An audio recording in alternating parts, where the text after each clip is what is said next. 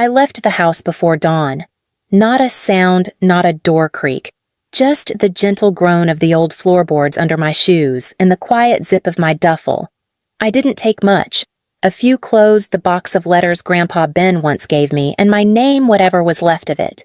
No one asked where I was going. No one stood at the window.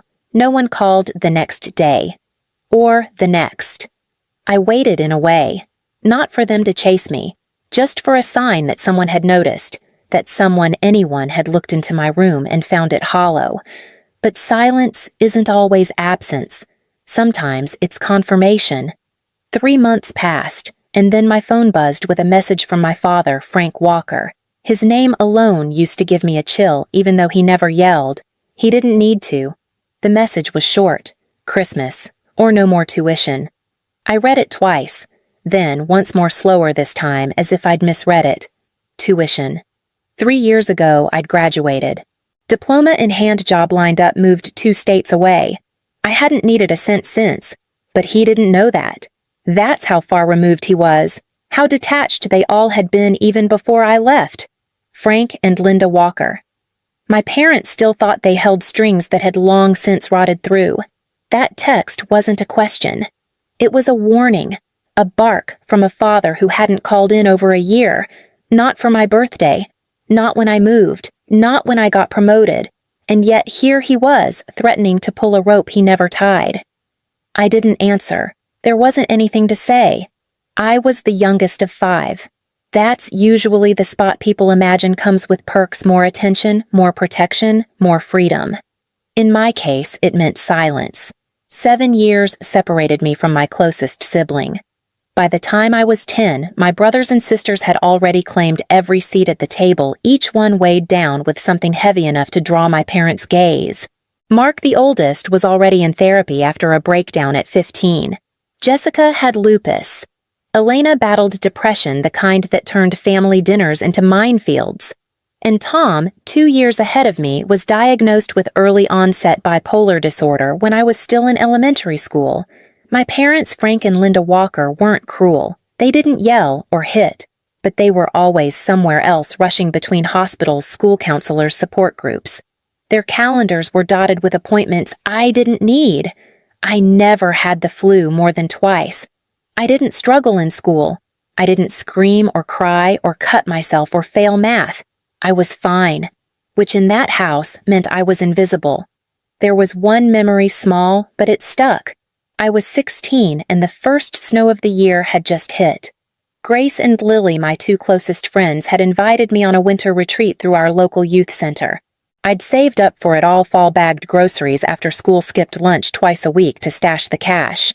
2 days before we left, Mom came into my room. She didn't knock. "You'll have to cancel," she said. "Your cousin's family is visiting. We need the room." There wasn't an apology, just a statement. I remember looking at the wall behind her, not even at her face. That's where the map of Colorado hung, where I had circled our retreat spot in red. She never asked what the map was for. I didn't argue. I never did. That night I slipped out of the house, walked 3 blocks through the snow to Grandpa's place. Ben Walker was my dad's father, a man of few words and exact change.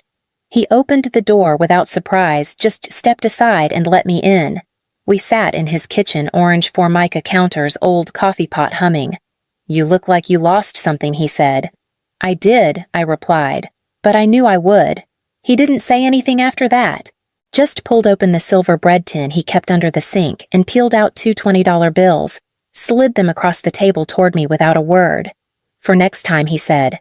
"There won't be one," I told him, "then use it for boots." It was the first time I felt seen, and the last time I saw him alive. After I left home, I didn't move into a new place, I moved into a new rhythm. Grace Miller and Lily Chin, the only 2 people who had ever really felt like family, met me when we were 9.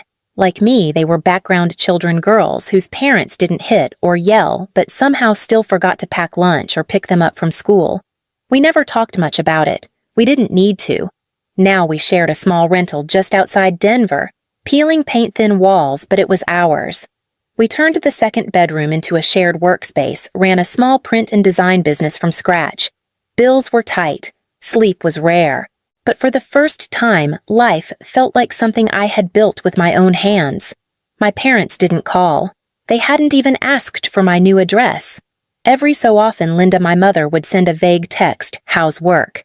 Any plans for the holidays, I answered when I had the energy. Usually, I didn't. Then a week before Thanksgiving, she called. Not text, called. I remember staring at the name on my screen for a long time, wondering if something had happened. The last time she called was when Jessica passed cancer, finally taking the place lupus had worn down. I picked up. She skipped greetings. "What time are you arriving for Thanksgiving?" I blinked. I didn't know we were having Thanksgiving. We never really celebrated it growing up. Maybe 2 or 3 half-hearted attempts over the years. Cold turkey, boxed mashed potatoes. Dad would eat, then disappear into the garage. The rest of us would clear plates in silence. "Well, we are," she said. "And I need you here. Your father's taking Mark to the Mayo Clinic. I'll be alone." I had plans. Grace, Lily, and I had been prepping for a ski weekend since August. We'd already paid for the rental packed gear. We even made playlists. There were no refunds. I told her that. She paused. Then came the voice I remembered from 16. "So you're choosing a vacation over your mother?" I said nothing. Silence filled the line like steam off a pot left too long. Then she hung up. No text, no follow-up, just air. I felt something stir. Guilt, maybe. But then I remembered she never invited me. She never asked if I could come. She just assumed. As if I lived in her back pocket ready to unfold whenever needed. As if I'd never really left. A few days after the Thanksgiving call, I got a message from Frank, my father. It was late, nearly midnight.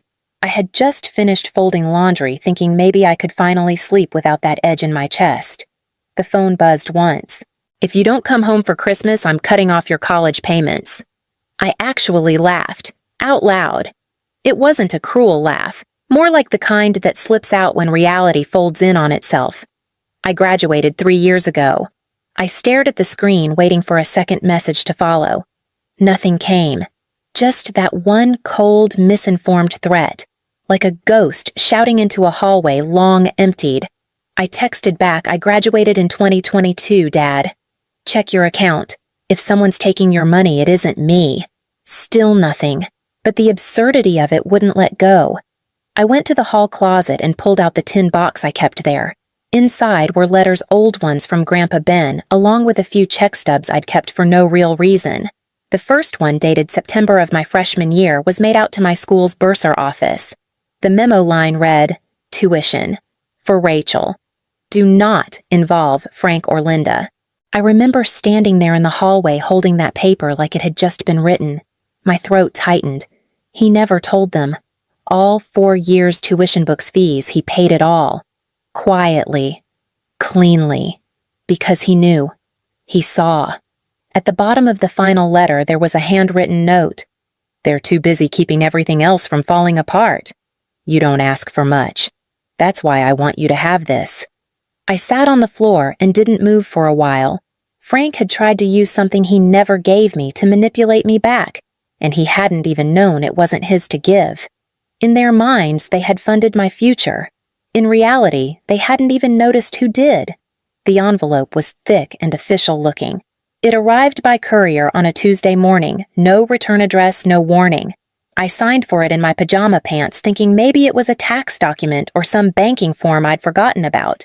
But the seal on the front said Jefferson County Probate Court. I opened it at the kitchen table next to a half-drunk cup of cold coffee and Grace's empty cereal bowl. The words hit one at a time, dull and heavy. Petition for temporary guardianship. Ethan Walker. Proposed, guardian Rachel Walker. Petitioning party Mark Walker. I didn't understand at first. I read it again. Slower. Then I turned the page and it sank in. They were trying to hand Ethan to me. Legally. Permanently. No phone call, no conversation. Just a document filled and filed as if I were a checkbox they'd finally gotten around to ticking. I stared at Mark's signature for a long time. Sharp. Confident. Like he hadn't hesitated. My phone was in my hand before I realized it. "Mark. Are you serious?" he called back within minutes. "No greeting. I figured you'd call. You filed a guardianship petition. You didn't think to ask me first. It's not like we have a line of volunteers, Rachel. You're the only one with a job, a stable place. No complications. I almost laughed again. Almost. And you. What's your excuse? I've got 2 kids under 10. Elena's barely stable. Tom's an outpatient again. Jessica's gone. That leaves you. His voice wasn't cruel. It was matter of fact, like he was assigning me a chore. You're strong, he said. You've always been strong. No, I said. I've always been quiet. That's not the same thing.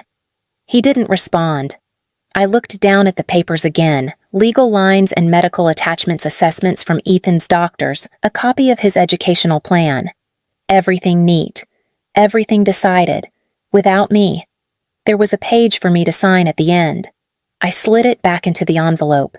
I could feel something rising in my chest, not rage, not even grief, just a sharpness. The kind that comes from being overlooked until it's convenient to be seen. You didn't call when I left, I said. You didn't call when I graduated or when Grandpa died. But now I'm suddenly the answer to all your mess. Still, he didn't say a word. I ended the call without goodbye. For a moment, I just sat there, the packet of paper between my fingers like a lead weight. It was never really about Ethan. It was about control, about shifting burden, about assuming I'd say yes because I always had. But this time, they'd made one mistake too many. She showed up on a Saturday. No warning, no text. Just to knock 3 sharp taps on the front door that made Lily look up from the couch. I wasn't expecting anyone. I thought maybe it was a neighbor or a package. But when I pulled back the curtain, I saw her. Linda Walker, my mother. She looked older than I remembered, thinner. Her hair was pulled back into a tight bun, and her coat hung off her like it belonged to someone else. She wasn't crying. She didn't smile. She just stood there like she had every right to be. I didn't open the screen door. Rachel, she said, we need to talk. We really don't, I answered. She stepped forward, hand grazing the door handle. Please, just let me in. No. Whatever you came to say it here. For a second I saw something flicker behind her eyes. Disbelief, maybe. Or pride wounded in its old age. Your father's not well, she said. He's been in and out of the hospital. His heart. She trailed off as if letting me fill in the blanks would carry more weight. I didn't respond. We don't know how long he has. I'm scared, Rachel. I don't know what to do. There it was, the card she'd been saving, the one she thought would break me. That's not mine to fix, I said. You're part of this family. I shook my head. I was convenient background until you ran out of louder children. And now you want to hand me the wreckage. Her jaw tightened. We did the best we could.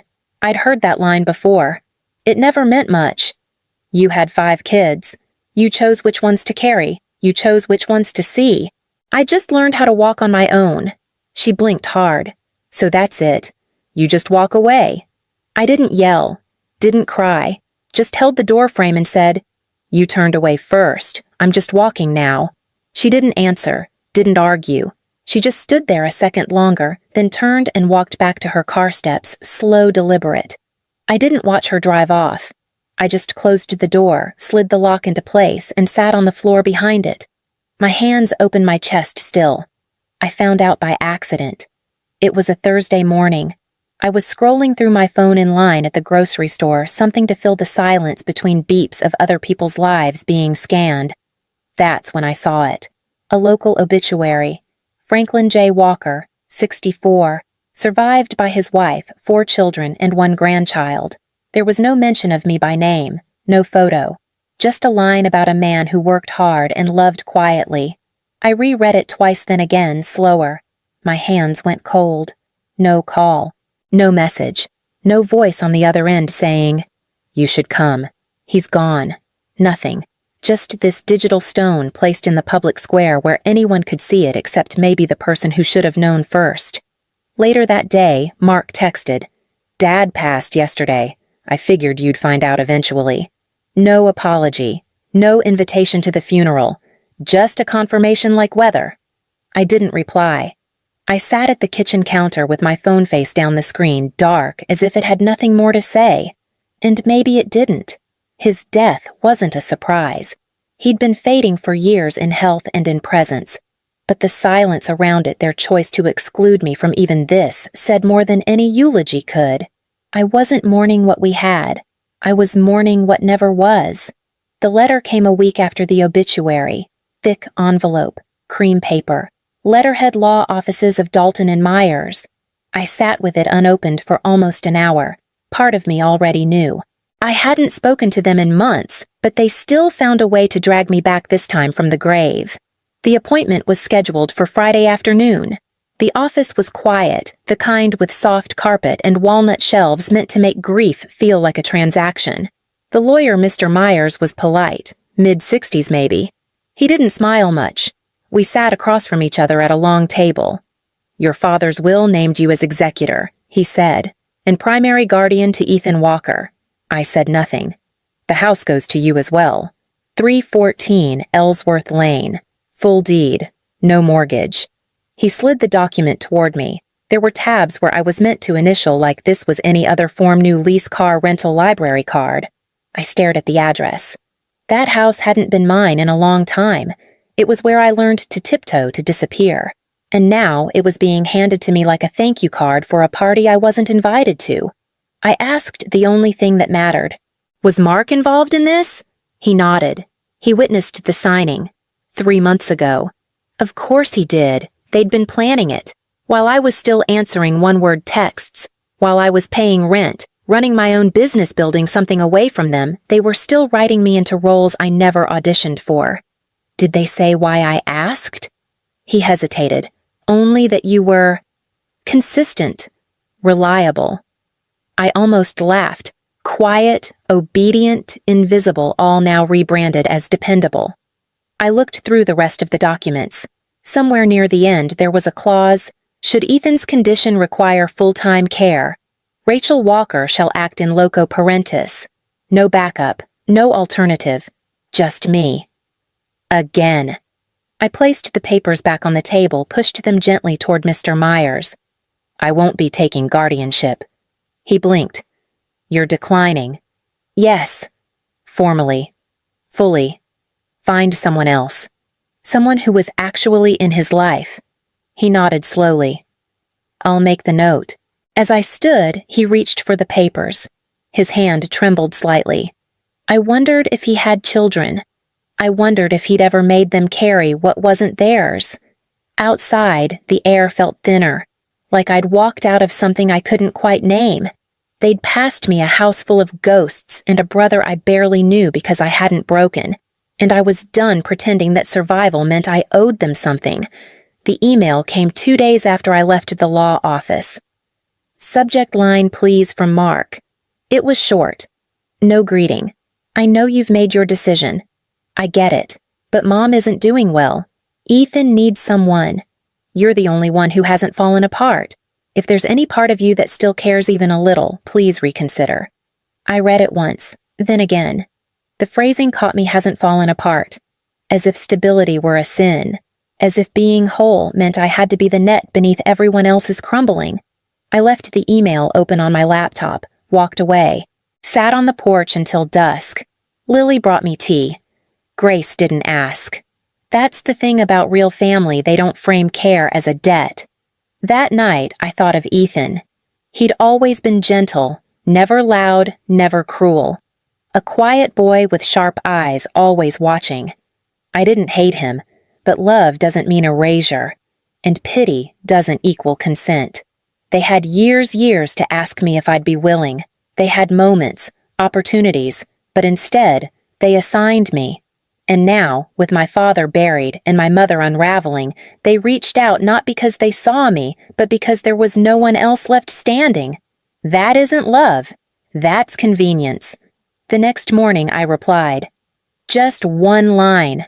I hope you find what he needs. But it won't be me." Then I archived the thread. Didn't block, didn't rage, just stepped back from the edge they wanted me to lean over. And I felt it in that small, quiet way freedom sometimes arrives, not like fireworks, but like the air finally exhaling. The old wooden box sat untouched for years, my grandfather's. Dark, cherry-finish brass latch initials carved by hand. It used to hold his medals too from Korea, one from a local bowling league.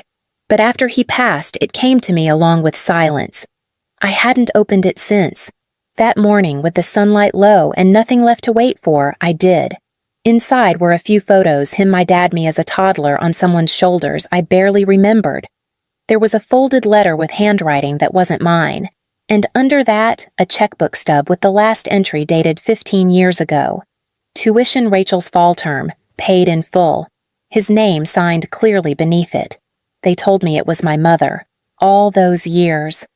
I closed the box gently, not from anger, not to make a point, but because I didn't need anything from it anymore. Not truth, not vindication. They had rewritten history so many times I almost believed them, that I was the cold one, the distant one, the daughter who turned her back. But I didn't walk away because I didn't care. I walked away because they never turned to face me in the first place. There's a difference. And now, after everything after the silence, the accusations, the final pleas, I finally understood I wasn't their backup plan. I was their blind spot, and I refused to keep living in their shadow. I placed the box back on the shelf, not hidden, not framed, just there. And I locked the door behind me, not with bitterness, just the quiet knowing that sometimes the truest love you can offer yourself is leaving. I didn't walk away to be loved. I walked away so they'd never get to lie about me again.